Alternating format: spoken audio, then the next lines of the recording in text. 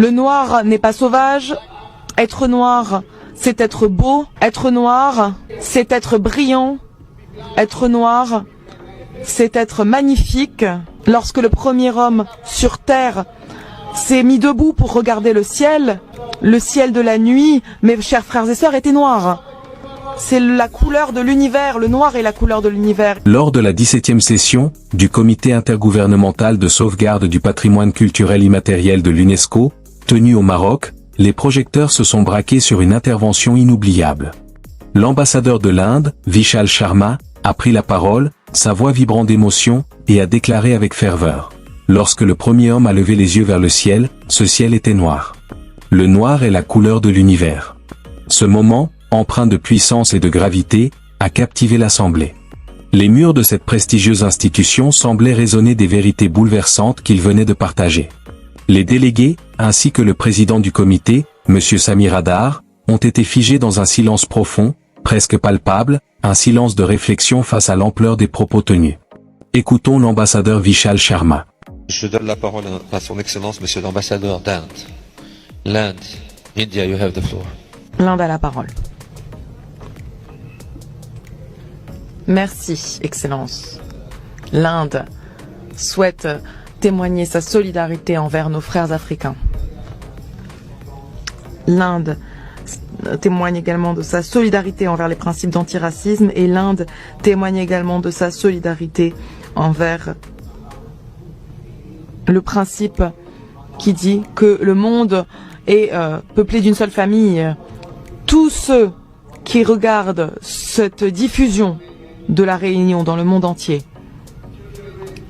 les jeunes, les enfants, les femmes, les hommes, la génération de demain, je m'adresse à vous avec une voix unie. Le noir n'est pas sauvage. Être noir, c'est être beau. Être noir,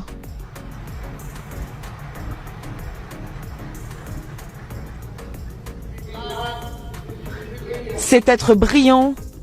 Être noir, c'est être magnifique. Lorsque le premier homme sur terre s'est mis debout pour regarder le ciel de la nuit, mes chers frères et sœurs, était noir. C'est la couleur de l'univers, le noir est la couleur de l'univers. Et les divinités en Inde, comme Krishna, sont représentées comme noirs. Nous sommes fiers d'être noirs. Nous ne sommes pas honteux parce que nous sommes beaux. Toute représentation d'un homme noir comme sauvage, enchaîné et amené par bateau n'a pas sa place dans toute convention dans tout pays du XXIe siècle. Il est temps que cet élément en particulier soit jeté à la poubelle de l'histoire. Nous ne pouvons pas avoir une autre discussion sur ce sujet. Excellence, l'UNESCO défend, l'UNESCO ce sont les Nations Unies. Le U d'UNESCO signifie uni, indépendamment de notre classe, de notre caste, de notre religion, de notre appartenance ethnique. Nous sommes unis sur la même planète, nous sommes unis par une même idée, par un même principe, et ce principe doit être que le racisme, sous toutes ses formes, doit disparaître. Il doit être effacé et éradiqué de nos pensées, de nos mots, de nos actions et même de nos représentations culturelles. Pendant 15 ans, cette manifestation écœurante, méprisable, a été autorisée à exister en tant que patrimoine culturel immatériel de l'humanité. Ce n'est pas l'humanité, Excellence. C'est méprisable. Aucune explication ne peut être apportée. Aucun responsable politique il est inacceptable qu'un responsable politique de cette ville refuse de le retirer. C'est notre choix. C'est notre liste représentative.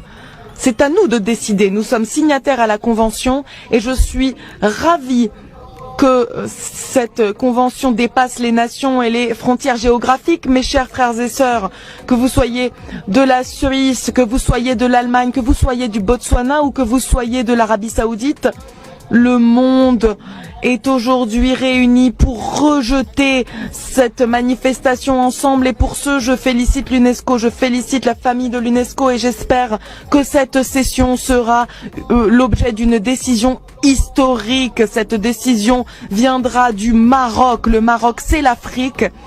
Et c'est formidable que ce soit sur le continent africain que nous soyons ici pour prendre cette décision historique. Excellence, je vous félicite tous.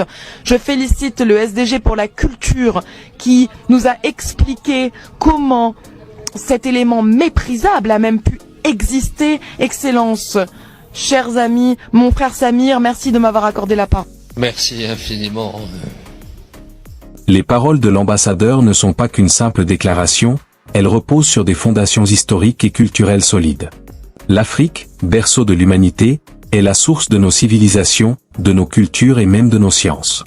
Par exemple, les premières avancées mathématiques ont vu le jour en Égypte ancienne, avec des concepts tels que la géométrie utilisée pour construire les pyramides.